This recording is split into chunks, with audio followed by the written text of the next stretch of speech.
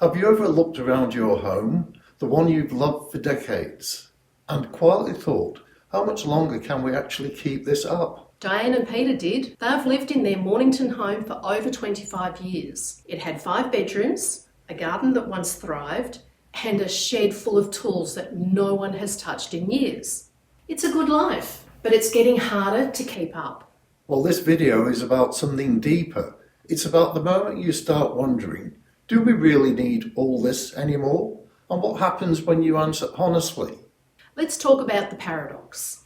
For many people across the peninsula, that house that once gave them space, pride, and security is now becoming the thing that quietly eats into their health, their energy, and their budget. It's not dramatic, no one's falling over, but you feel it.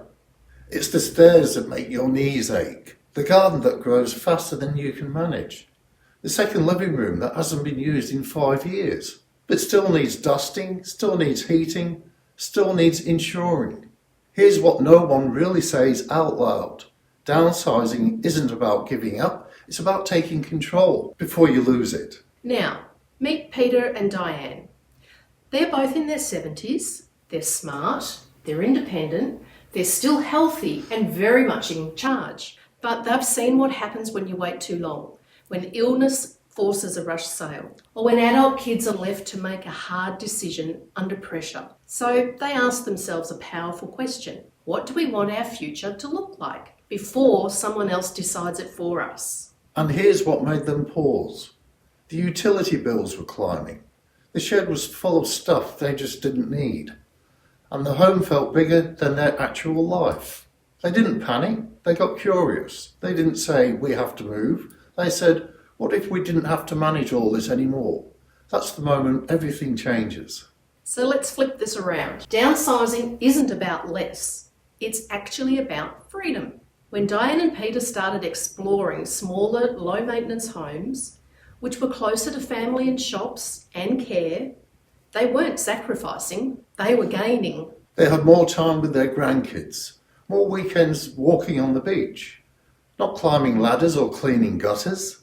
They spent less, they stressed less, and they enjoyed more. They didn't have to downsize, they chose to. Because they could. So, what stops most people? It's not the finances, it's not logistics, it's emotion.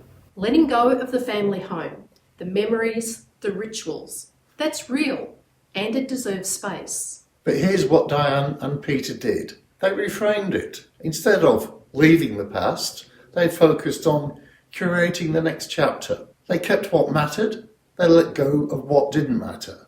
And they made peace with the idea that more doesn't always mean better.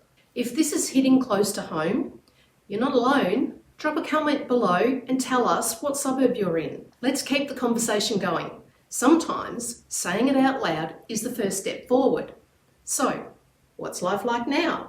Diane and Peter live in a modern, single-level home. They walk to the shops, they laugh with their grandkids, and they actually relax in their space. No more weekend chores, no more repair lists, no more quietly worrying about what happens next. Just more life. That's what downsizing really offers. Not a smaller home, a bigger future. If you're even starting to think about your next chapter, you don't need to rush, but you do need to prepare. Selling a long-time home after 60? It's not what it used to be. In the next video, we'll show you exactly what buyers expect now and how to avoid costly mistakes when you sell. Selling a home over 60? What buyers now expect. And you'll find that link in the description below. It's a perfect next step. Click the link below to keep moving forward, one smart step at a time.